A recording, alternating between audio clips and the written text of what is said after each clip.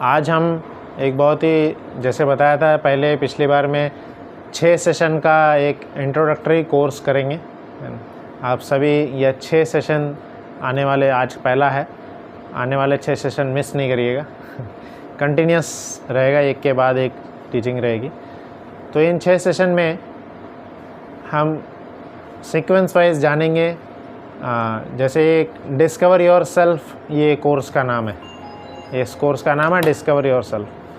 तो इसमें हम सीक्वेंस वाइज जानने का प्रयास करेंगे कि हम कौन हैं, भगवान कौन है और हमारा भगवान से क्या संबंध है। ठीक है। एक बहुत सुंदर सी स्टोरी आती है। एक बार एक बहुत ही प्रतिष्ठित ज्ञानी व्यक्ति, जो सभी क्षेत्र के बारे में ज्ञान रखते थे, तो क्या हुआ, एक बार वो जा रहे थे एक जगह पे, तो उनको जो बीच में एक नदी आ गई। तो नदी उनको बोट से पार करनी पड़ी, नाव से नदी पार करनी पड़ गई। तो उसमें क्या हो गया कि वो नाविक लिए, नाविक वहाँ पे कोई नाव था, नाविक के साथ में बैठ कर के ट्रैवल कर रहे थे। और फिर उसमें होता है कि नाविक के साथ बैठ गए, नाव चलने लगी। ठीक है। अब नाव से बहुत लंबा सफ़र था, लंबा नदी था, उस पार जाना था। तो बीच में वो नाविक से पूछते हैं, ऐसे बातचीत कर रहे थे कि वो अच्छे, ये तो अच्छे ज्ञानी थे, पूछे क्या तुम्हें पता है ये पृथ्वी कैसी चलती है? मैं बोला नहीं। क्या तुम्हें पता है कि अभी युद्ध हो रहा है, इतना सारा युद्ध, पता है क्यों कहाँ हो रहा है? बोला मुझे नहीं पता। फिर वो कुछ अपने साइंस के सवाल पूछते हैं, क्या तुम्हें साइंस की इस चीज़ के बारे में पता है? नहीं। बोले ये भी नहीं पता है।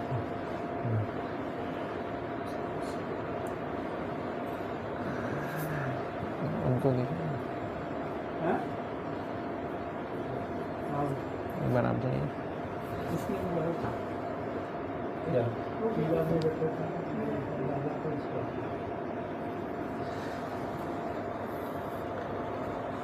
तो वो नाविक से अन्य कई सारे सवाल पूछ रहे थे, और जब नाविक बता रहा था कि मैं इसका आंसर नहीं जानता हूँ, तो वो बोल रहे थे कि तुम्हारा तो 25% जीवन जो है वेस्ट हो गया, तुम ये बेसिक जानकारी नहीं जानते हो, तो यह जीवन तुम्हारा वेस्ट हो गया है।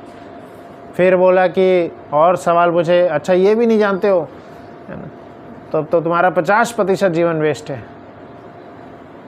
तो उसके बाद में जब इस प्रकार से नहीं, वो किसी भी सवाल का आंसर नहीं दे पा रहे थे, तब वो व्यक्ति जो है नाविक से पूछता है, और 2-3 ऐसे सवाल पूछा। फिर कुछ समय के बाद नदी में ही आगे चलते चलते नाव में किसी प्रकार का छेद हो जाता है, और नाव अब डूबने लग जाती है ना, थोड़ा तूफान जैसा आ जाता है, नाव अब डूबने लगती है ना। अरे, तो जब अब नाव डूबने लगी, तब नाविक जो है, उस नाव पे जो बैठा था व्यक्ति, जो इतना सवाल पूछ रहा था, उस व्यक्ति से पूछते हैं, क्या तुम्हें तैरना आता है? है ना, बाकी सब तो ठीक है, तैरना आता है? वो बोला नहीं आता है। तो तुम्हारा क्या है, पूरा 100% जीवन वेस्ट है। अब तूफान आ रही है, डूबने वाली है नाव, मैं तो तैर के चला, तुम देख लो अपना। तो कई बार हम जीवन के इस भागदौड़ में बहुत सारी चीज़ें तो हम कर बैठते हैं, पर जो बेसिक चीज़ है इस मनुष्य जीवन का, बेसिक ज़रूरत जो है, बेसिक जानकारी जो है, जो करनी थी इस मनुष्य जीवन में, वो नहीं कर पाते हैं। और जब यह शरीर जो है डूबने लग जाता है, तब हम सोचते हैं कि यार काश ये वाला पार्ट कर लेते, है ना। तो इस मनुष्य शरीर रूपी नाव को हम और भी सही इस्तेमाल इसका कर सकते। तो अभी ये जो 6 सेशन है, हम इस 6 सेशन में और आगे भी यह जानने का प्रयास करेंगे कि बेसिक क्या कार्य करना चाहिए इस मनुष्य शरीर में, है ना। क्योंकि हमें एक चीज़ कंठस्थ समझनी है कि जैसे आप सब लोग रेंट पे रहते हैं या अपना खुद का फ्लैट रहता है, तो जैसे अगर कोई रेंट पे रह रहा है, खुद का फ्लैट है तो कोई चिंता नहीं, कभी कोई खाली नहीं करे। आजकल तो उसमें भी नहीं रहता है, उसमें भी कई बार अन्य कई सारे सर्कमस्टेंस आ जाते हैं जो खाली करना पड़ जाता है। पर अगर कोई रेंट पे रहता है तो क्या होता है, उसको बार बार मकान शिफ्ट करना पड़ सकता है, खाली करना पड़ सकता है। उसको कोई बोल देगा, जो ओनर रहेगा आके बोल देगा कि चलो खाली करो, है ना, या किसी कारणवश वहाँ से शिफ्ट हो रहा है किसी दूसरी जगह पे, तो मकान खाली करना पड़ेगा। ठीक है, तो आप सबसे मेरा छोटा सा सवाल है कि अगर सपोज़ हमें मकान खाली करना है, कोई अगर हम फ्लैट शिफ्ट कर रहे हैं, दूसरी जगह जा रहे हैं, तो जब हम दूसरी जगह जा रहे होते हैं तो क्या बेसिक जानकारी या क्या बेसिक चीज़ों की तैयारी हमें करनी चाहिए नया फ्लैट जाने से पहले? बता सकते हैं कोई? हमने फ्लैट अभी खाली करना है, ठीक है, जिसमें रह रहे हैं, और नए फ्लैट में जाना है, तो क्या क्या कार्य करेंगे? सबसे पहले तो ट्रांसपोर्ट होना चाहिए अपने पास। हाँ, एक एक करके सब बताते जाएंगे, सब बोलेंगे, है ना। ट्रांसपोर्ट इन्होंने बोले, हाँ, उधर जाने के बाद गृह प्रवेश, अभी गए नहीं है, हाँ, पैकिंग करेंगे, है ना, पैकिंग करना चालू करेंगे। और बताइए, आप सब बचपन से एक ही फ्लैट में रहे, कभी शिफ्ट नहीं किए? हाँ तो क्या करते हैं? क्लीन भी तो करेंगे। हाँ, जिस घर में जाएंगे उसको सफाई करना है, ठीक है। और बोलिए। सामान, पूजा रूम के सामान सारा पैक करेंगे, पैकिंग कर लेंगे, वो सब हो गया। और कोई बेसिक एक आ ही नहीं रहा है और सोचिए हम नए घर में जा रहे हैं तो हमें क्या देखना होगा? हाँ लोकेशन देखना होगा कि appropriate है। हाँ, सबसे पहले नया घर है कहाँ पे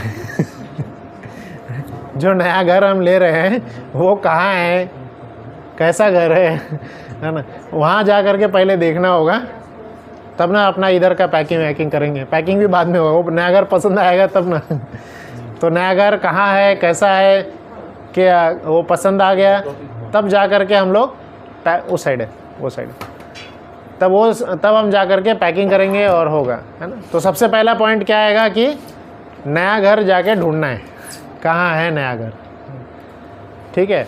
उसके बाद हमने नया घर ढूंढ लिए, उसके बाद सेकंड पॉइंट आएगा कि अब डेट फिक्स की जाएगी, कब कौन से डेट को खाली करना है, वहाँ जाना है तो पहले नया घर ढूंढ लिए, फिर डेट फिक्स कर लिए, फिर डेट जब फिक्स हो गई है तब जब डेट नज़दीक आएगी तब बाकी का चीज़ पैकिंग वगैरह सब सफाई वगैरह किया जाएगा है ना।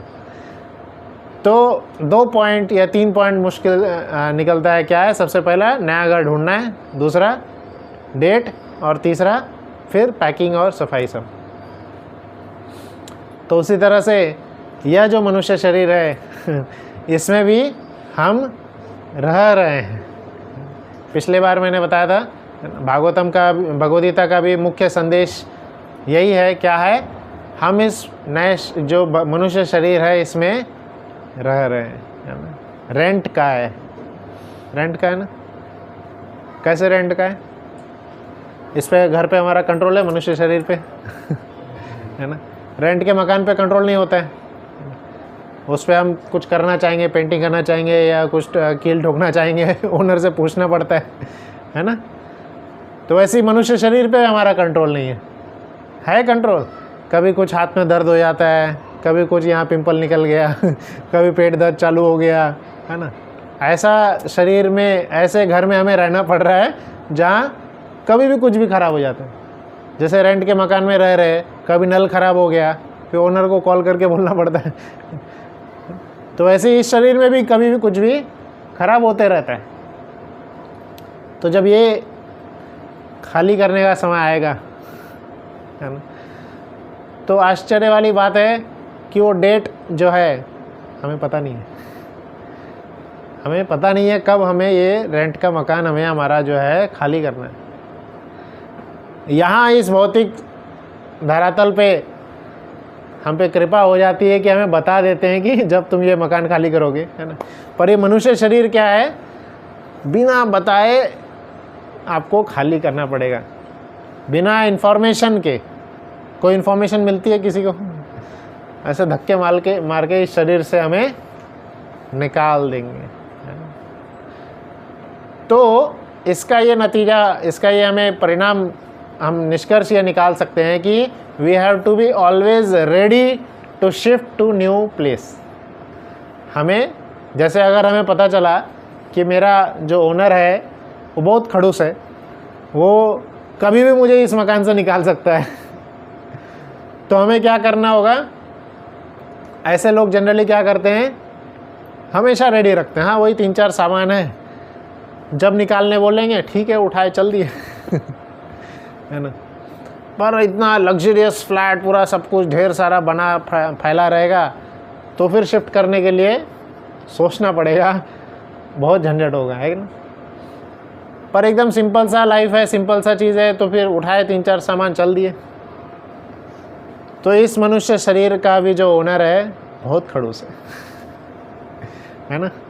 उसने डेट बताया नहीं, कभी भी निकाल सकता है वो, कभी भी आएगा भी नहीं अचानक हमें पता चलेगा, अच्छा मैं बाहर आ गया वो फ्लैट से बाहर आ गया मैं, अब किस फ्लैट में नया जाना है वो भी नहीं पता है।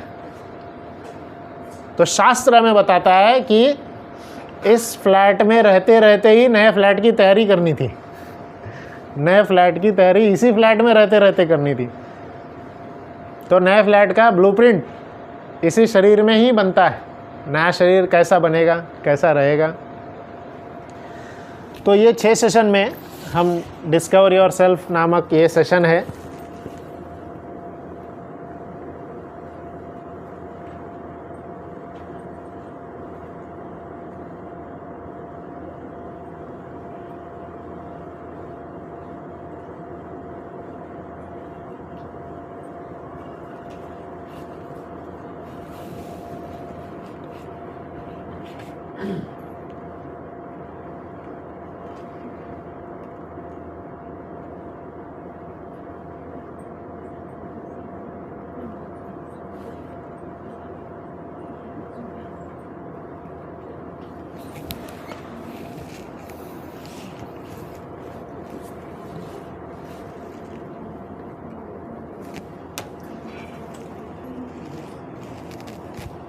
देखिएगा जितना दिखने का देख पाते हैं,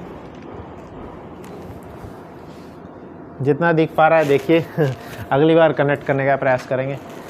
तो यह सेशन में हम, ये 6 आने वाले सेशन में हम जानने का प्रयास करेंगे एक्चुअली में जो हमें जानना चाहिए कि यह मनुष्य शरीर कितने समय के लिए हमें मिला है, कब हमें यह खाली करना है, और इस घर में रहने के नियम क्या है, मनुष्य शरीर में रहने का नियम क्या है, इसका ओनर कौन है, पहले ये पता करेंगे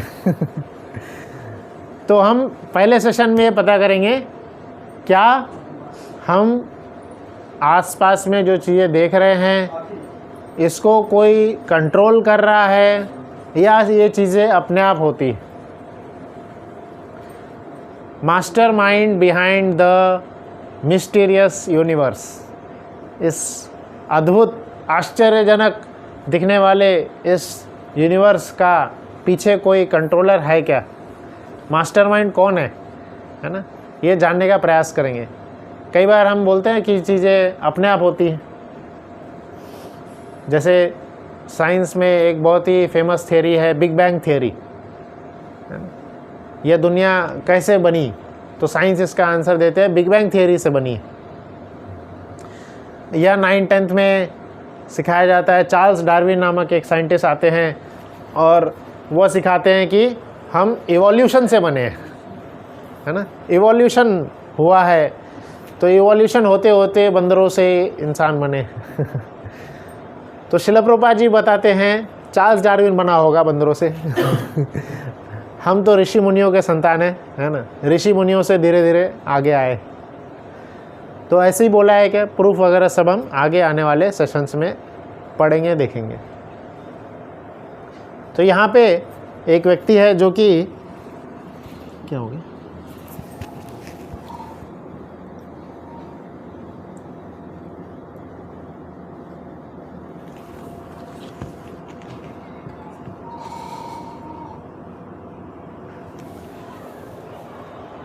तो यहाँ पे एक व्यक्ति है जो कि सोच रहा है कि जैसे कई बार हम आसपास में इधर उधर देखते हैं, रात में जैसे ऊपर सितारों को देखते हैं, तो आप सबके मन में आता है ख्याल कौन है ये स्टार्स, कैसे हैं, इनका कॉम्प्लेक्शन कैसा है, कैसे वहाँ पे ही रह रहे हैं। बचपन में मैं याद है वो बोलते थे जो शरीर छोड़ देते हैं ऊपर जाके स्टार बन जाते हैं सितारे बन जाते हैं। तो ऐसा ही कुछ थियरी है या सितारों का कुछ अलग लॉजिक है? तो ABCDE यह 5 एब्रीविएशन से हम सेशन को और अच्छे से जानने का प्रयास करेंगे। सबसे पहला ये आएगा आर्टिस्ट। तो आर्टिस्ट के बारे में हम जानेंगे, इस सुंदर यूनिवर्स का आर्टिस्ट कौन है, क्रिएटर है ना। तो आर्टिस्ट कौन है। फिर दूसरा आएगा organisation, B for organisation, beautiful organisation. आप यहाँ पे सपोज़ आए और फिर जैसे अभी फ़िलहाल में तो चप्पल ऐसे ही लगे हुए हैं, है ना, पर अगर आप आते और देखते कि एकदम लाइन से सब चप्पल लगा हुआ है ना, और फिर अगर आएंगे यहाँ पे देखेंगे सब जैसे यहाँ पे आप आए थे पहले से ही मैट बिछे हुए हैं, है ना, प्रॉपर ये इधर लगा हुआ है, फल रखे हुए हैं, तो ऑब्वियसली इसको देख कर क्या समझ में आएगा, वेल ऑर्गेनाइज्ड है, पहले से इसको किसी ने किया है ना, इसके पीछे कोई है जो कि किया है उसको। जैसे बच्चा घर आता है स्कूल से, उसको टेबल पे उसका नाश्ता रखा हुआ मिलता है उसका कपड़े जो है प्रेस किए हुए रहेंगे, तो इसका मतलब क्या है, कोई कर रहा है, कोई उसको पहले से ही वेल ऑर्गेनाइज किया हुआ है, सोचा हुआ है, प्लान किया है और उसके ऊपर मेडिटेट किया, हाँ ये आएंगे उस समय तब उसे ये करके रखना है। तो इसी प्रकार से हम इस यूनिवर्स में भी बहुत सारी चीज़ें देखते हैं जो कि हो रही होती है, बट हमें उसका पीछे का साइंस या पीछे का लॉजिक हमें पता नहीं होता है। तो कई बार उत्तर क्या आ जाता है, अपने आप हो रहा है अपने आप हो रहा है ये चीज़ें। तो हम क्या है कई बार उसको इग्नोर कर देते हैं और उसके पीछे जो मास्टर माइंड है उसको धन्यवाद नहीं देते, या उसके बारे में कुछ हम एटलीस्ट ग्रेटफुल नहीं रहते। जैसे हम यहाँ पे आए, सुंदर दरी बिछी हुई थी, फल कटे हुए थे, है ना, तो जो इसके ऑर्गेनाइज़र है हम उनको धन्यवाद देते हैं कि बहुत अच्छा इन्होंने ऑर्गेनाइज़ किए, बहुत अच्छा था, सब सिस्टम बहुत बढ़िया था। पर अनऑर्गेनाइज रहेगा तो धन्यवाद तो नहीं देंगे, बट मन में कुछ अलग ख्याल ज़रूर आएंगे है ना। तो इस यूनिवर्स में भी आने के बाद में यह बताने का मेरा उद्देश्य यही रहेगा कि हम जब आसपास देखें यूनिवर्स को, तब वो धन्यवाद, वो ग्रैटिट्यूड वाला जो एटीट्यूड है वो ज़रूर हमें आना चाहिए, है ना। तो क्या क्या ऐसी चीज़ें हैं आसपास में जो जिसको देख के हम ऐसे बता सकते हैं कि इसको किसी ने किया है ना। तो आर्टिस्ट पहला ये चालू करते हैं। तो ए में क्या है, आर्टिस्ट। तो आसपास कई सारे आप जैसे सपोज पेंटिंग देखते हैं,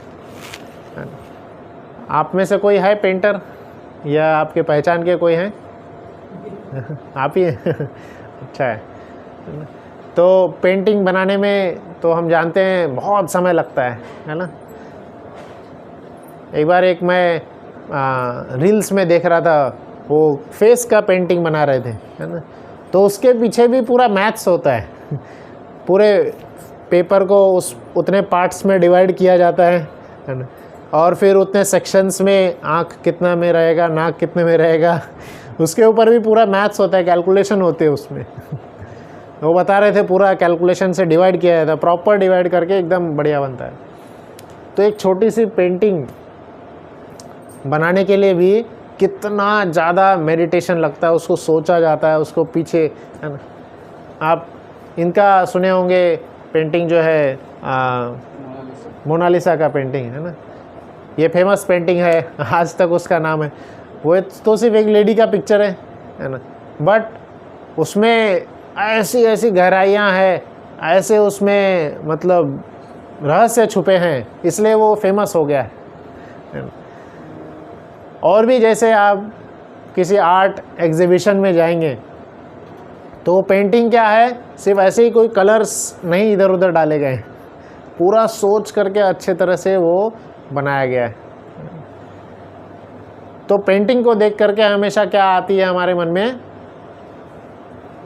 हाँ, एक सुंदर सा आप आर्ट एग्जीबिशन में गए हैं, बहुत सुंदर सुंदर पेंटिंग्स देखे हैं, तो क्या आएगा मन में, इसका बनाने वाला कितना सुंदर है। हाँ, है ना। उसके बनाने वाले को हम कॉन्ग्रेचुलेशन बोलेंगे बहुत बढ़िया बनाया है, बहुत अच्छी तारीफ़ करेंगे, नहीं करेंगे आप लोग, करेंगे ही है ना। आप में से कोई मनाली गए हैं? मनाली कौन कौन हाथ उठा सकते हैं? आप लोग सब गए हैं। दार्जिलिंग, दार्जिलिंग भी गए हैं है ना। और जैसे शिमला मनाली तो वही हो गया है ना। और वैष्णो देवी धाम, अरे वाह, वैष्णो देवी में तो बहुत सुंदर उन्होंने अभी ऊपर जाने का भी सिस्टम कर दिए, पानी का सिस्टम इतना सुंदर ऊपर किए, ऊपर पानी अब ख़त्म ही नहीं होता है, पूरा पाइप सिस्टम, मोटर सिस्टम बहुत बढ़िया किए। तो मैं ये बताना चाह रहा हूँ, ये सब जो है नेचुरल प्लेसेस है, नेचुरल आर्ट है। शिमला मनाली या दार्जिलिंग या वैष्णो देवी धाम या और ऐसे जब जगह पे जा रहे हैं, ये सब क्या है, नेचुरल आर्ट है, इसको किसी ने पेंट नहीं किया है, नेचुरल आर्ट है ये। तो इन सब जगह पे जाने के बाद जैसे हम किसी आर्ट को देख करके पेंटर को जिसने बनाया है उसको कॉन्ग्रेचुलेशन कर रहे हैं, तभी नेचुरल जो आर्ट बनाया गया है, नेचुरल जो चीज़ें हैं, तो उनको भी देख करके हमें we should develop a gratitude, किसने यह बनाया है, सोचना चाहिए हमें, है ना। उस आर्टिस्ट का हमें धन्यवाद देना चाहिए।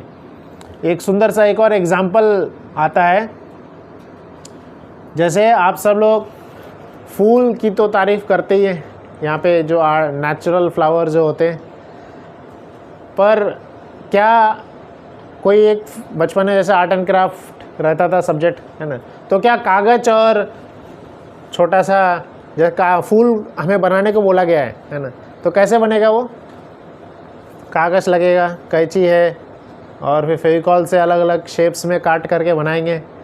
कभी किया आपने कोई ऐसा आर्ट फूल से कागज़ से बनाने का? करते हैं ना तो उसमें बहुत मेहनत लगती है, पर क्या उसमें आप वो नेचुरल एसेंस डाल पाएंगे है ना। तो एक सुंदर सा जो फूल होता है, फ्लावर, FOOL नहीं फ्लावर, तो उसमें उस फ्लावर को, कोई भी एक फ्लावर को देख करके भी, है ना, कितना सुंदर भगवान की तारीफ़ की जा सकती है। एक फ्लावर जो है, कितना उसके अंदर साइंस रहता है, कोई उसको बना नहीं सकता है वापस, उसको क्रिएट नहीं कर सकता है। कितना साइंस ने अभी प्रगति कर ली है, बट फिर भी एक नेचुरल फ्लावर जो है वो आर्टिफिशियल रूप में साइंटिस्ट नहीं बना सकते। बना सकते हैं, कितना भी बना लेंगे, वो सुगंध जो है एक आप बना लेकर के आइए फ्लावर, उसमें आप स्प्रे मार दीजिए, अपना जो भी इत्र है वो सब डाल दीजिए, फिर भी वो सुगंध एक नेचुरल फ्लावर में कई दिन तक रहती है। मुझे याद है कुछ लोग जो है, जो कॉलेज के समय में ऐसे होता था, है ना, कोई किसी को जैसे रोज़ देता था तो वो अपने किताब में संभाल के रखता था, अरे मुझे उसने रोज़ दिया है वो किताब में रखे रखे कितने दिन तक रह जाता था, है ना, किताब में से खुशबू आने लगती थी, किताब जो कागज़ है वो लाल पड़ जाता था, क्यों?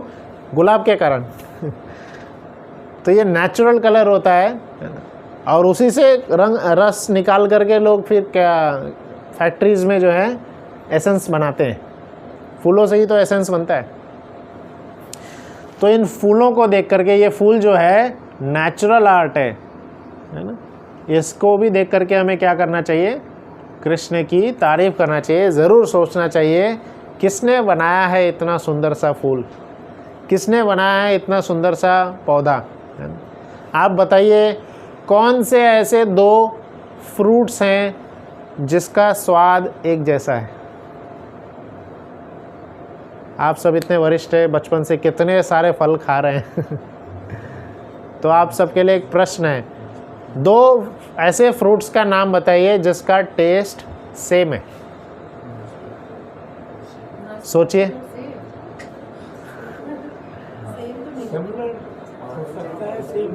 सेम नहीं थोड़ा सा different है। सिमिलर है, सेम है। हाँ, similar है थोड़ा। अंग्रेजी में बहुत फर्क है। भाषा का ध्यान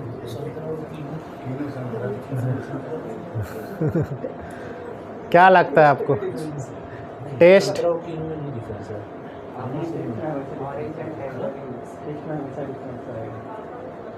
नहीं हो पाता है। उसमें कुछ ना कुछ हाँ, जो बनाया है मतलब पॉइंट वन कर रहा है लेकिन हो जाएगा तो नहीं हो सकता। टेस्ट में डिफरेंस नहीं होता है ना? अब वो केमिकल वाला वो एक अलग हो जाए। पर भगवान की सृष्टि ऐसी है, भगवान की सृष्टि रिपीट नहीं होती। Everything is unique. ना कोई दो फल है जिसका स्वाद सेम है, ना कोई दो सब्जी है जिसका स्वाद सेम है, ना कोई दो इंसान है जो सिमिलर दिखते हो, सिमिलर हो, है ना कोई दो जानवर हो सकते हैं जो सिमिलर रहेंगे। इवन कोई दो जानवर भी नहीं है जो सिमिलर होंगे। हमें लगता है वो दोनों कुत्ते एक जैसे ही है। दो कुत्तों को देख के लगेगा एक जैसा ही है, या दो बिल्ली को देख के हमें लगेगा दोनों एक जैसे ही है ना? पर उसमें भी जो जो एनिमल साइंटिस्ट होते हैं वो उसमें भी बताएंगे कि हर एक में फ़र्क होता है। तो ये भगवान की सृष्टि है। भगवान के पास अनलिमिटेड परमुटेशन कॉम्बिनेशन है। कोई भी व्यक्ति चाहे जुड़वा हो या फल भी, है ना, सेम स्वाद नहीं होता है, सेम स्वाद नहीं होता है। वो हमारा टेस्ट बड खराब हो गया होगा तो सेम स्वाद आएगा, पर सेम स्वाद कहीं नहीं आता है। तो कितना सुंदर सृष्टि है, कितने सुंदर क्रिएटर हैं इसको जो डिज़ाइन किए हैं। आप सब लोग कभी बी हाइव देखें? मक्खी का जो छत्ता, मधुमक्खी का जो छत्ता होता है तो दूर से तो देखे ही हैं, है ना? इसके अंदर का साइंस कभी जाने हैं या वीडियो वगैरह में कभी देखे होंगे? मधुमक्खी के फैमिली में एक रानी मधुमक्खी होती है और रानी मधुमक्खी एक ही होती है, बाकी सारे वर्कर मधुमक्खी होती है। तो हाँ, और वो सारे वर्कर मधुमक्खी बिना कोई झगड़ा के, बिना कोई हड़ताल के जब से जन्म लिए हैं अंत तक वो कार्य करते ही रहते हैं, काम करते ही रहते हैं। ये नहीं बोलते कि हमें कितना कंट्रीब्यूशन मिलेगा, हमें सैलरी कब मिलेगी, हाँ, उनकी डिमांड्स पूरी नहीं होती है तो हड़ताल करेंगे, नहीं, है ना? तो यह भगवान की सृष्टि है। अनलिमिटेड समय तक वो जब से है उनका कैटेगरी वही होता है, काम करते ही रह जाते। तो ये एक ऑर्गेनाइजेशन की हम बात कर रहे हैं। पहले हमने आर्ट की बात की है, कई सारे मैंने आर्ट के एग्जाम्पल दिया, कला के, और फिर ऑर्गेनाइजेशन का अब एग्जाम्पल दे रहा हूँ। तो पहला ऑर्गेनाइजेशन बी हाइव का है। दूसरा एक ऑर्गेनाइजेशन का एग्जाम्पल आता है मकड़ी के जाली का। मकड़ी के जाली का बहुत सुंदर सा एग्जाम्पल है। तो मकड़ी का जाली आप देखेंगे तो कितना सुंदर भगवान ने मकड़ी को उसको कला दिए। वो बैठा रहता है एक जगह पे, और जब उसको भूख लगती है वो इतना सुंदर नेटवर्क बना लेता है पूरा साइड से। घर में थोड़ा सा छोटा सा बनता है, आप किसी जंगल या पेड़ पौधे पे देखेंगे बड़ा सा बना रहता है। और उस जाली में मकड़ी नहीं बनाया है तो उसके अंदर ये खूबी होती है कि वो उस जाली के ऊपर कितना भी डांस कर ले, मकड़ी नहीं फंसता। पर दूसरे जीव जंतु जो हैं, कीड़े मकोड़े जो हैं, वो सब उसके ऊपर फंस जाते हैं और फिर उससे निकल ही नहीं पाते, कभी नहीं निकल पाए। जितना वो निकलने का प्रयास करेंगे वो क्या होगा, और फंसते जाएंगे, उसी में उलझते जाएंगे। तो ये उसमें कला क्यों दी गई? क्योंकि जब मकड़ी को भूख लगेगी वो आराम से उठ के जाएगा, चूज़ करेगा, अच्छा ये है, हाँ चलो आज इसको खा लेते तो खा ले। तो हर एक जीवात्मा को भगवान ने उसकी जीविका अर्जन का कला उसके अंदर ही दिए हुए है। मकड़ी का बताया इस तरह से वो करते। बी हाइव का, मधुमक्खी जो है फूलों के अंदर जा कर के रस निकालती है। ऐसे एक्सपेरिमेंट किया गया था साइंटिस्ट ने एक ऐसा डिवाइस बनाया कि फूल से हनी, वो एक्सपेरिमेंट, वो जो डिवाइस उन्होंने बनाए थे उससे निकालने का प्रयास कर रहे थे, और मधुमक्खी जितना निकालती है, तो डिवाइस से नहीं निकला हनी। आप आज भी देख लीजिए, ऐसा साइंस, ऐसा कोई भी साइंटिस्ट ऐसा एक्सपेरिमेंट नहीं कर पाया है कि फूल से जा कर के हनी निकाल ले खुद से। वो कला सिर्फ और सिर्फ मधुमक्खी में। तो मधुमक्खी के ऊपर हम डिपेंडेंट रहते हैं हनी के लिए। आप कभी जंगल में जाएंगे, बहुत घने जंगल में, है ना, तो या ट्रैकिंग के लिए कभी पहाड़ पे जाएंगे, तो वहाँ पे भी पहाड़ों के बीच में, पत्थरों के बीच में भी आप देख सकेंगे कि चींटियाँ का भी बहुत बड़ा वो घर बनाते हैं, चींटियों का घर, है ना, या नेट पे डिस्कवरी चैनल वगैरह में देख लेंगे। तो कभी देखे किसी ने, है ना, बहुत सोफिस्टिकेटेड होता है, उनके भी प्रॉपर डिज़ाइन किया हुआ रहता है। ये उनका बेडरूम है, ये उनका ड्राइंग रूम है, बहुत सारे चेम्बर्स बने रहते हैं। इतना चेम्बर तो इंसान भी नहीं बना पाए, और बहुत कम समय में वो बना लेते हैं, है ना।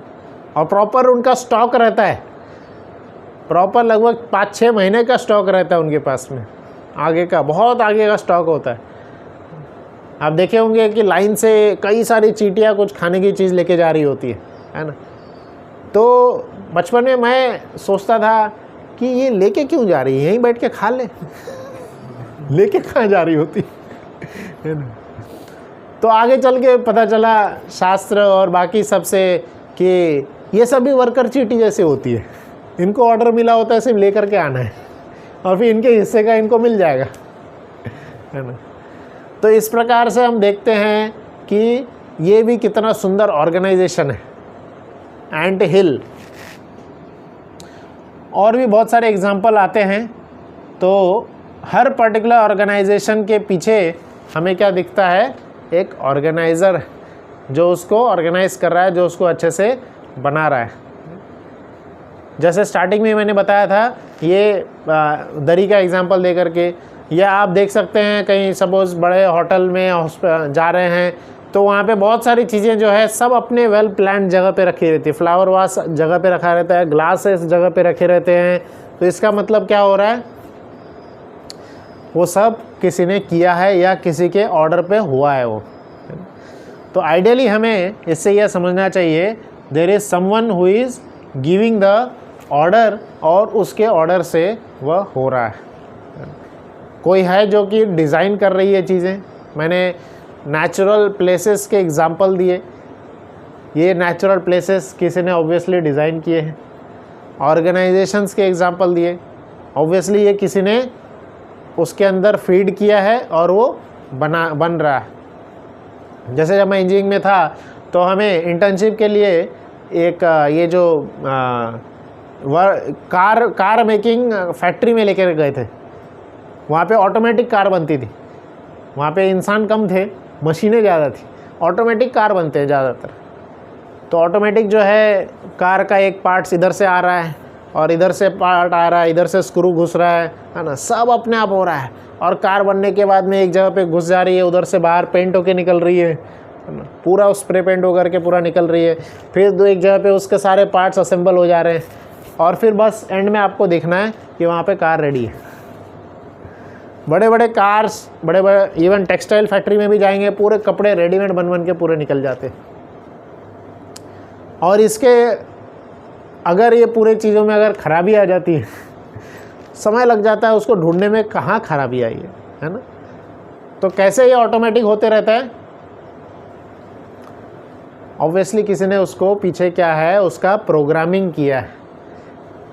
ऑटोमेटिक दिख रही हो रहा है, बट उसका पीछे में प्रोग्रामिंग किया हुआ होता है, और उस प्रोग्राम के हिसाब से ही वो चलते रहता है।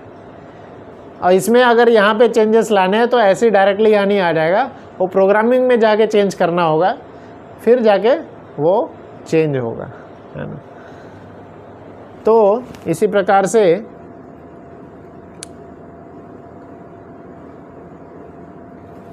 भागवतम में एक बहुत सुंदर सा एक श्लोक आता है भगवद गीता में।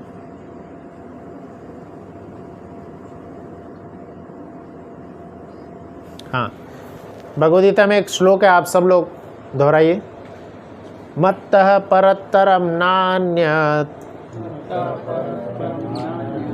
किंचित अस्ति धनंजयः मयि सर्वम इदं प्रोतं सूत्रे मणिगणा इव।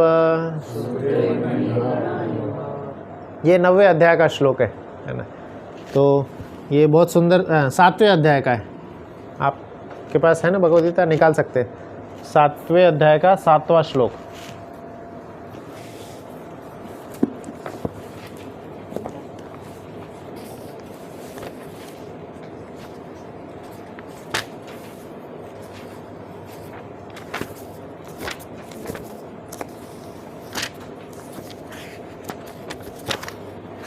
सातवां अध्याय जो है बहुत सुंदर अध्याय है, बहुत अच्छी अच्छी चीज़ें इसमें जानने को मिलेगी। ये इसका 7वें अध्याय का 7वां श्लोक है ना। एक बार हम लोग फिर से श्लोक दोहराएंगे, फिर इसका अर्थ प्रभु जी पढ़ेंगे, तब तक आप निकाल भी सकते हैं। आप सब लोग एक बार दोहराइएगा, ठीक है? मेरे पीछे ध्यान से दोहराइए सब लोग। मत्तः परतरम नान्यत् किंचित अस्ति धनंजयः मयि सर्वमिदं प्रोतं सूत्रे मणिगणा इव। तो अभी तक मैंने कई सारी चीज़ें बताई, आर्ट के बारे में बताया, ऑर्गेनाइजेशन के बारे में बताया, डिज़ाइन के बारे में बताया। हम जैसे कई सारे ऑटोमेटिक डिज़ाइन देखते हैं, ऑटोमेटिक फैक्ट्री चलती हुई दिख रही है, उसके पीछे किसी ने उसको डिज़ाइन किया है, उसके पीछे किसी ने उसको ऑर्गेनाइज किया है ना। या हम कई सारे नियम देखते हैं, जैसे यहाँ पे इंडिया में नियम है लेफ़्ट साइड से गाड़ी चलाना है ना। और ट्रैफिक के कई सारे नियम हैं। और आप देखेंगे कोई कहीं पे अगर सपोज़ पुलिस खड़ी है या गिरफ़्तार कर लिया जा रहा है, तो फिर उसमें हम कई सारे नियम लगाते हैं, ये सेक्शन है, ये सेक्शन है ना। तो कई सारे नियम लगे होते हैं। तो नियम को किसी ने बनाया है। तो जब इस भौतिक दुनिया में कई सारे नियम हैं और हम समझ रहे हैं कि वो नियम को, जैसे सोसाइटी में भी ऑब्वियसली है ना, ये तो सोसाइटी में घुसने का नियम बनाया गया है, सोसाइटी में चलने का नियम बनाया गया है। तो इस नियम को अगर हम देख रहे हैं नियम पालन हो रहा है, इसका मतलब कोई नियम बनाया है ना। If there is a law then there is a law maker. नियम बनाने वाला भी कोई है। तो उसी प्रकार से सृष्टि में भी हम बहुत सारे नियम हम देखते हैं। सुबह सुबह बिना बताए सूरज उग जाता है। अच्छा, आप में से कितने लोग हैं जो कि कंप्लेन करते इतना जल्दी क्यों उग गया ये अभी तो मैं सोया था, ये सूरज उग गया। तो कभी तो किसी फेज़ ऑफ लाइफ में आपने किए ही होंगे कंप्लेन है ना। तो सूरज जो है हमारी बात नहीं मानता है, उसके मालिक जो हैं वो उनकी बात मानता है। और उसको बोला गया है कि प्रॉपर समय पे उगना है, चाहे कुछ भी हो, समय पे आना है ना। ऐसे कई सारी चीज़ें हैं। आप देखेंगे अभी गर्मी सीज़न चालू हो रही है, वाटरमेलन आ रहे होंगे है ना। वाटरमेलन, मस्क मेलन, आम तो इस बार झड़ गया बहुत सारे जगह पे झड़ गया है ना। प्राकृतिक आपदा, कुछ जगह पे बचा होगा, या तो केमिकल वाले आम आएंगे। पर मस्क मेलन है, वाटरमेलन है, ऐसे कई सारे फ्रूट्स इसी सीज़न में आता है। गर्मी के सीज़न में ही आता है, ठंडी के सीज़न में वगैरह नहीं आते। केला जो है all time all season fruit है। बट ऐसे कई सारे जो है सीजनल फ्रूट होते हैं, प्रॉपर सीज़न आने के बाद वो अपने आप आएगा है ना। तो कौन वाटरमेलन को ऑर्डर दिया कि तुमको समर में ही उगना है उसका सिस्टम कौन जाके सेट किया है। जैसे ऑटोमेटिक कार मेकिंग मशीन में पूरा सेट रहता है ना, कुछ चेंजेस हम नहीं कर सकते। तो ये वाटरमेलन का सिस्टम, ये समर सीज़न में ये फ्रूट्स आने चाहिए, विंटर सीजन में ये फ्रूट्स आने चाहिए। तो हमें समझना चाहिए कोई तो है प्रोग्रामर जिसने सेट किया है, किसी ने तो उसका प्रोग्राम सेट किया हुआ है ना। हम मनुष्य शरीर का प्रॉपर एज आने के बाद अपने आप बूढ़े होने लगते हैं, अपने आप रिंकल्स आने लगते हैं। कितने सारे ऐसे फिल्म स्टार्स हैं जो कि अपना व्रिंकल्स छुपाने के लिए कितना सर्जरी करते बैठते हैं, फेशियल क्रीम लगाते बैठते हैं, पर फिर भी छुपता नहीं है व्रिंकल्स, है ना। या बुढ़ापा जो है ना, वाइट हेयर्स जो हैं, तो ये सब कोई तो है जो कि नियम बनाया है, इतना एज होने के बाद में आएगा ही आएगा है ना, बाल बूढ़े होंगे, वाइट होगा ही होगा, है कि नहीं। कोई तो नियम बनाया है। 1000 बार हम उसको नियम को कितना भी छुपाने का प्रयास करें, नियम को जुगाड़ से हटाने का प्रयास करें, है ना, कुछ क्रीम लगा के बाल वाइट काला हो जाएगा, या व्रिंकल्स फेशियल लगा के हट जाएंगे, बट जो नियम बनाया गया है ये सब बुढ़ापे के रिमाइंडर्स हैं, फिर धीरे धीरे शरीर छूटना, है ना, ये सब नियम सेट किया गया है। इसको कोई चेंज नहीं कर सकता, कोई भी चेंज नहीं कर सकता। कर सकता है कोई चेंज? नहीं, है ना। कितने सारे लोग व्रिंकल जैसे बताया इसका छुपाने का प्रयास करते हैं, बट फिर भी नहीं कर सकते। तो हमें समझना चाहिए यार, किसी ने तो सेट किया है, क्यों मैं अपना बचपना खो दिया। मैं हमेशा बच्चा रहना चाहता हूँ, मस्त खेलना चाहता हूँ, खेलो कूदो मज़े करो चला गया बचपना, कब चला गया पता भी नहीं चला। तो कोई तो है जो कि नियम बना रहा है, समय की चक्र घुमा रहा है, और हम बड़े होते चले जा रहे हैं, जिम्मेदारियाँ आ जाती है। तो who is that law maker? नियम बनाने वाला कौन है? क्यों बना रहा है ऐसा नियम? उस नियम का कोई तोड़ है क्या? वो नियम से बाहर निकल सकते हैं क्या हम? तो ये सब प्रश्न आने चाहिए, इसके उत्तर हम, प्रश्न तो है ही, उत्तर भी है, हम आगे के सेशंस में देखेंगे। तो हमें ये समझना है कि क्या बता रहे थे, एल फॉर लॉ मेकर। हरे कृष्ण। तो इन नियमों को देख करके हमें क्या पता चलता है, कोई तो है जो कि इन नियमों को बना रहा है ना, ये नियम कोई बना रहे हैं।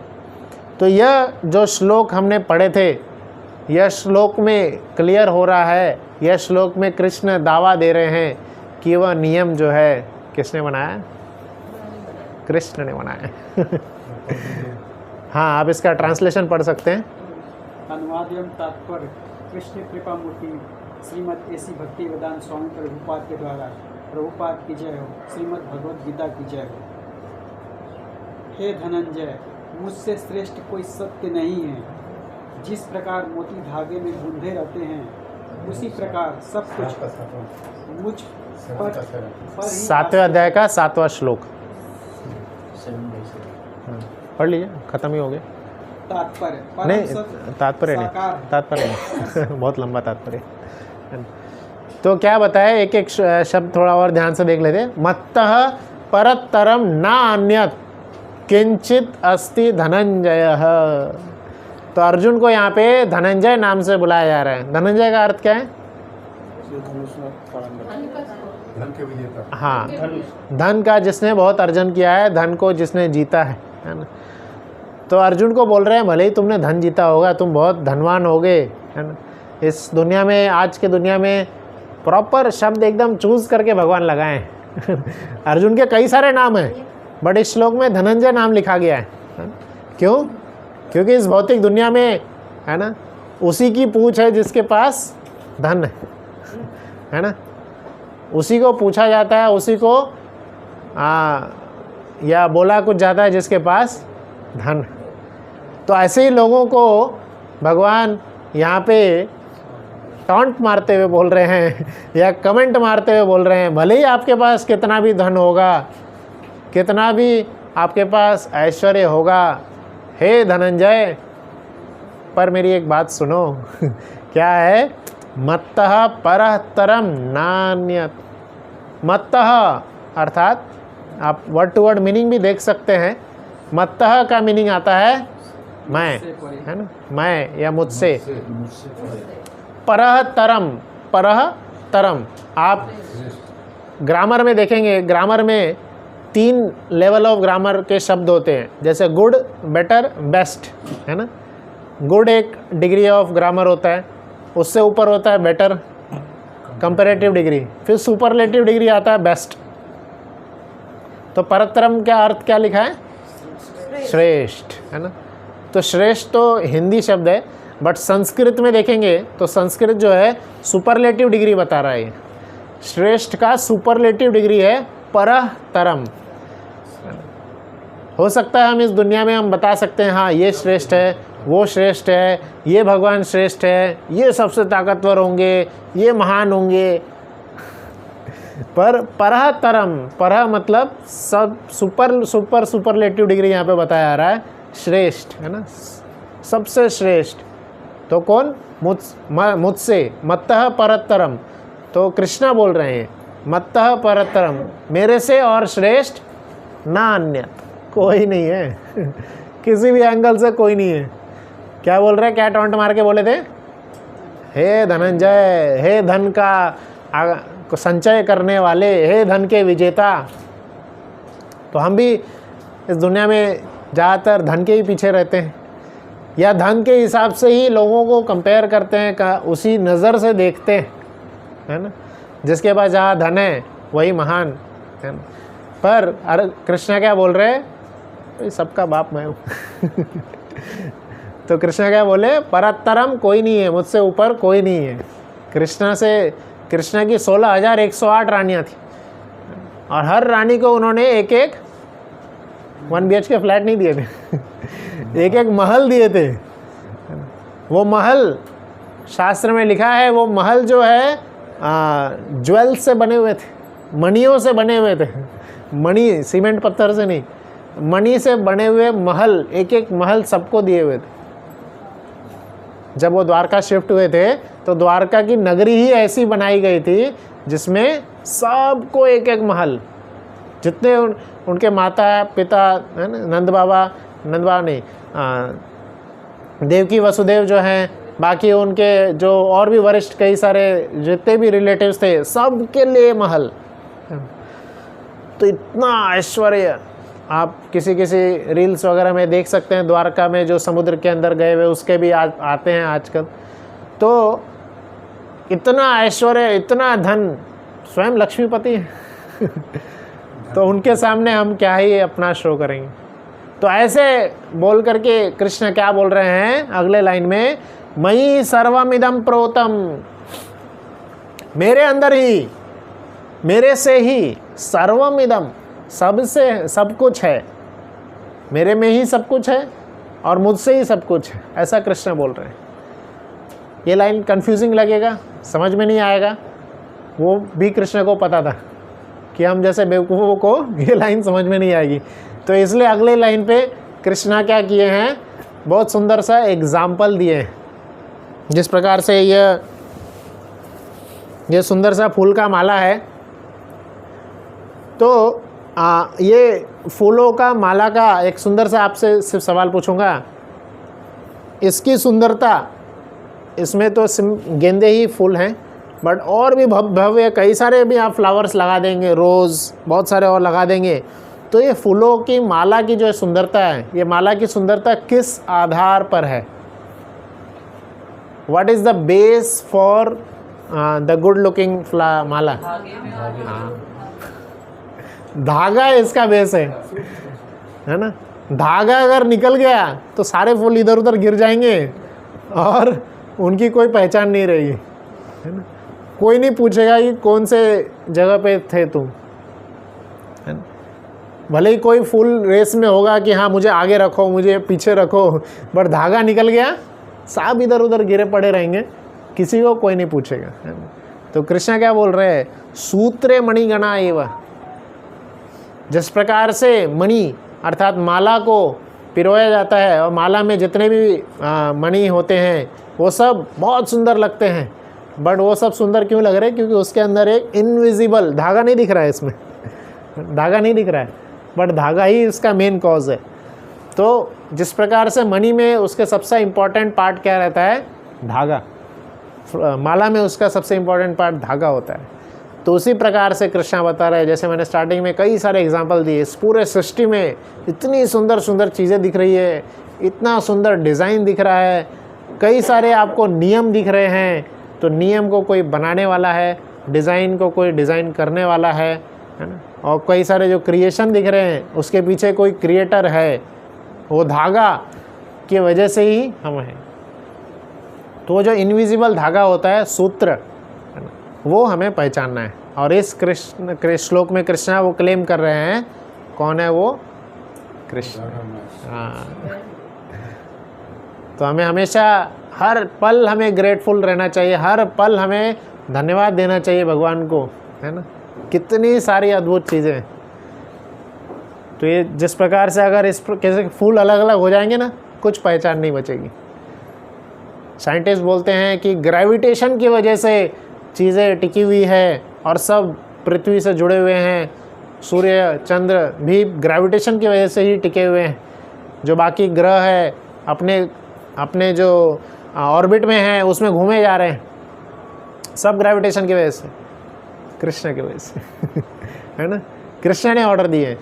मुझे याद है कई सारे साइंटिस्ट जो है क्लेम करते हैं कि इस बार एक मीटेओराइट आने वाला है और हमारी धरती को वो अटैक करेगा और हमारी धरती में तबाह हो जाएगी 2026 में भी बोल रहे थे युद्ध, वो पूरा तबाह होने वाली है दुनिया है ना। पर आज तक कोई मीटेओराइट गिरा है? कोई मीटेओराइट नहीं गिरा है ना। एक आध कोई जैसे उल्का पिंड बोलते हैं, है ना, उल्का पिंड एक टुकड़ा कुछ होता है, क्योंकि हर चीज़ जो भी सौर मंडल में घूम रही है उसको कृष्ण घुमा रहे हैं, है ना। हम गाड़ी चलाते हैं तो एक्सीडेंट हो सकता है ट्रैफिक सिग्नल वगैरह की वजह से, बट ऊपर की सृष्टि का गाड़ी जो है कृष्ण चला रहे हैं, तो एक्सीडेंट कभी नहीं होगा, है ना। कभी एक्सीडेंट नहीं होगा। कभी कोई ग्रह, कभी कोई सौर मंडल में ऐसे टकराएगा नहीं, क्योंकि हम नहीं चला रहे उसको उसको कौन चला रहा है? द परफेक्ट पर्सन, उस जिससे कभी कोई गलती हो ही नहीं सकती, वो चला रहा है। तो कोई चिंता की बात नहीं है ना। सिर्फ हमें अपने अंदर भगवान के प्रति वो कृतज्ञता, वो ग्रेटफुलनेस और बढ़ाना है ना। तो आज का सेशन का उद्देश्य यही था कि हम इन सब चीज़ों को, आसपास के चीज़ों को देख करके हम भगवान को और ज़्यादा पहचानें, उनकी और तारीफ़ करें, ग्रेटफुल बने। कई बार हम भगवान को देखना चाहते हैं, भगवान को पास जाते हैं, पता नहीं रहता क्या प्रार्थना करें, तो एटलीस्ट हम इन सब चीज़ों के लिए धन्यवाद दे सकते हैं। ठीक है, तो हम यहाँ पे विराम देंगे, अगले रविवार को और आगे कंटिन्यू करेंगे। किसी का कोई प्रश्न, कोई कुछ पूछना चाहते हैं?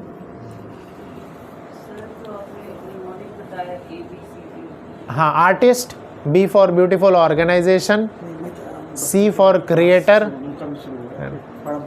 हरे कृष्ण, प्रसाद ले, फल ले लीजिए। डी फॉर डिज़ाइन, डिज़ाइन हम कई सारे देखते हैं आसपास में। ये मैंने निमोनिक्स इसलिए बताया था ताकि अगर हम भूल गए तो आसपास की चीज़ों को देख सकते हैं। कई सारे हम आर्ट देखते हैं जिससे हमें याद आना चाहिए भगवान की सृष्टि के बारे में। ब्यूटीफुल ऑर्गेनाइजेशंस देखते हैं। सी फॉर क्रिएशन, कई सारे सुंदर सुंदर क्रिएशन देखते हैं। कई बार हमें बारिश के समय में सुंदर सा रेनबो दिखता है ना। तो किसने बनाया रेनबो, है ना। इतना सुंदर रेनबो दिखता है, क्या कलर एकदम मैचिंग रहता है। तो कोई तो है जो बनाया है ना, या जिसके निर्देशन में हो रहा है, जिसके निर्देशन में हो रहा है। जैसे आप किसी टाटा के कंपनी में जाएंगे, कार मेकिंग कंपनी में गया था तो वही एग्जांपल याद आया था। उसके हर एक चीज़ पे टी ऐसा लोगो लगा रहता है ना। चाहे उसमें वहाँ पे वर्कर काम कर रहे हैं तो उनके टी शर्ट पे लोगो रहेगा, या वहाँ पे कोई सामान रखा हुआ है, इवन उनका ग्लास रखा रहता है कंपनी में, ग्लास पे भी वो लोगो लगा के रखते हैं। बहुत सारी चीज़ों पे क्या है, वो अपना लोगो लगा देते हैं। उससे क्या है कि पता चलता है हाँ ये उस टाटा कंपनी का है ना। तो उसी प्रकार से इस दुनिया में तो लोगो लगा हुआ हम नहीं देख रहे हैं, क्योंकि वो क्या है, इनविजिबल है। तो कृष्ण उस श्लोक में बता रहे हैं कि हमेशा हर चीज़ पे मेरा लोगो लगा हुआ है। वो लोगों को हमें पहचानना चाहिए, नहीं तो ऐसे ही मूर्ख बने रहेंगे और तो क्या है, हम उसके पीछे कृतज्ञ नहीं हो पाएंगे। तो कीर्तन करते हैं, कीर्तन करके फिर धीरे धीरे एंड करेंगे, है ना।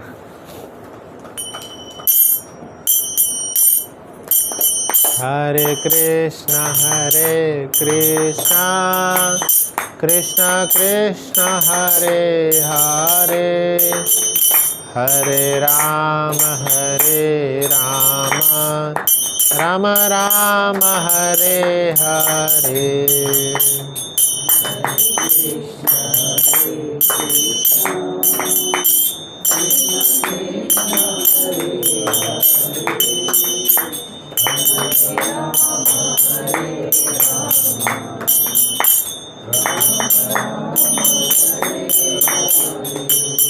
हरे कृष्णा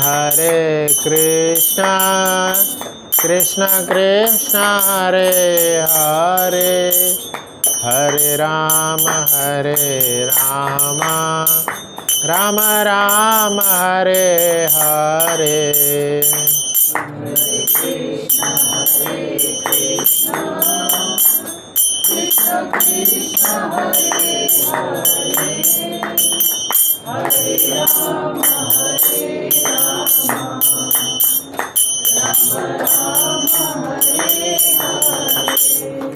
हरे कृष्णा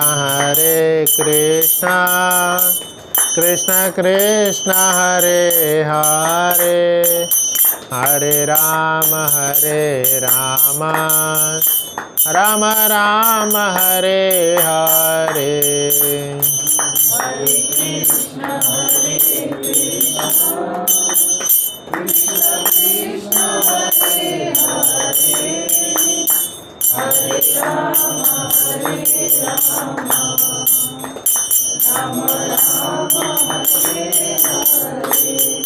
हरे कृष्णा कृष्ण कृष्ण हरे हरे, हरे राम राम राम हरे हरे।